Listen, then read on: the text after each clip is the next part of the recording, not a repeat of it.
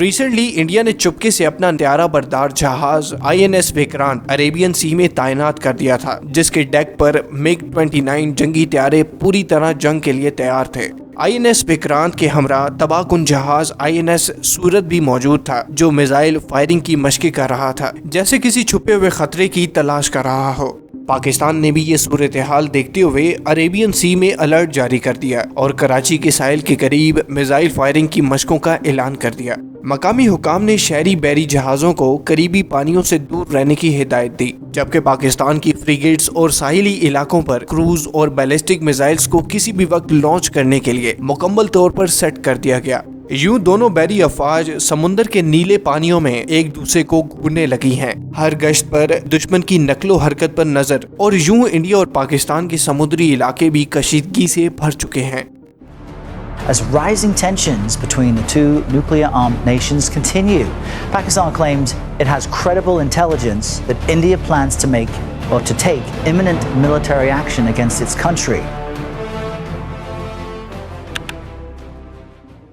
22 April 2025 کو جب مسلح افراد نے پہلگام انڈیا میں 26 ٹورسٹ کو بڑی ہی بے دردی سے قتل کر دیا۔ یہ 2008 کے بعد انڈین شہریوں پر ہونے والا سب سے ہولناک حملہ تھا۔ اس کی ریئیکشن میں نیو دہلی نے شدید رد عمل ظاہر کیا۔ وزیر اعظم مودی کا کہنا تھا کہ ہم انہیں زمین کے آخری کونے تک ڈھونڈیں گے۔ مشہور زمانہ روایت کی طرح انڈیا نے اس کا الزام بھی پاکستان پر ڈال دیا۔ دوسری طرف پاکستان نے بھی کسی بھی طرح کی مداخلت سے انکار کیا ہے اور اپنی حفاظتی تدابیر سخت ترین کر لی ہیں۔ انڈیا اور پاکستان کے درمیان سفارتی تعلقات منقطع ہو چکے ہیں۔ انڈیا نے 2060 میں طے پانے والا سندھ طاس معاہدہ معطل کر دیا ہے اور واگا بارڈر بھی بند کر دیا گیا ہے، جبکہ پاکستان نے انڈین ایئر کرافٹس کے لیے اپنی فضائی حدود بھی بند کر دی ہیں۔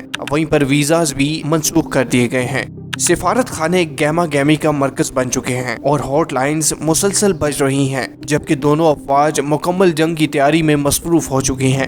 پنجاب اور کشمیر میں ملٹری سرگرمیوں میں زبردست اضافہ ہوا ہے۔ بختر بند گاڑیاں، ٹینکس اور میزائل سسٹمز پٹھان کوٹ اور لائن آف کنٹرول کے حساس علاقوں کی طرف پہنچ چکی ہیں، جبکہ انڈین فورسز نے بارڈر سیکیورٹی فورس اور اینٹی سیبوٹاج اسکواڈز کی سرحدی علاقوں میں ریڈ الرٹ کے تحت تعیناتی کر دی ہے۔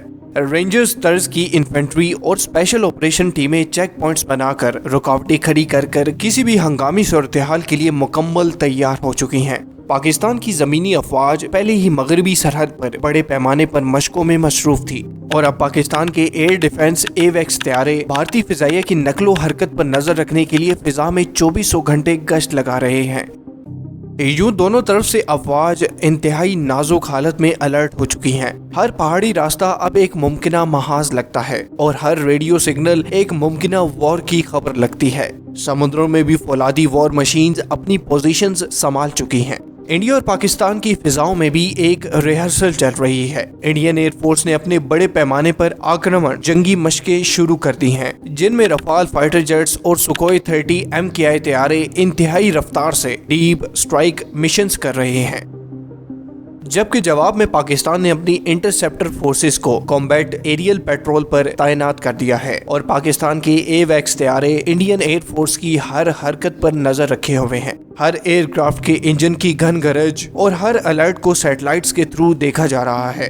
ریسنٹلی ریویل ہونے والی سیٹلائٹ امیجز میں پاکستانی اور انڈین لڑاکا طیاروں کو بارڈر کے ساتھ ہائی الرٹ فارمیشنز میں دیکھا گیا ہے۔ رات ہوتے ہی انڈین اور پاکستانی ایئر سپیس جنگی طیاروں کی گھن گرج رڈارز کی آوازوں سے گونج رہی ہوتی ہیں۔ ہر طرف بس ایک اشارے پر دونوں قومیں ایک دوسرے کو برباد کرنے کے لیے تیار ہیں۔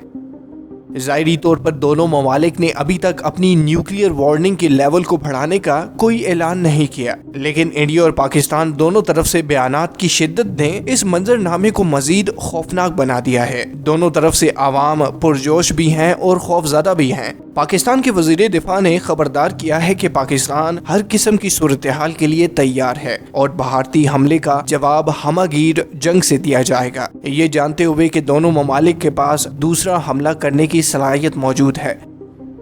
तजिया कारों के मुताबिक हर टैंक कॉन्वॉय और हर मिसाइल टेस्ट न्यूक्लियर खतरे के साए में आ चुका है। गोया हर रिवायती हथियार की नकलो हरकत, चाहे बख्तरबंद गाड़ियां हों या फिर मिसाइल हों, अब न्यूक्लियर तबाही का साया साथ लिए हुए हैं। याद रहे कि किसी भी तरह की जंग में किसी भी मुल्क के ऑफिसर्स और एलीट क्लास को किसी भी तरह का कोई भी नुकसान नहीं होता, जबकि आम सिविलियंस इसमें पिसते हैं।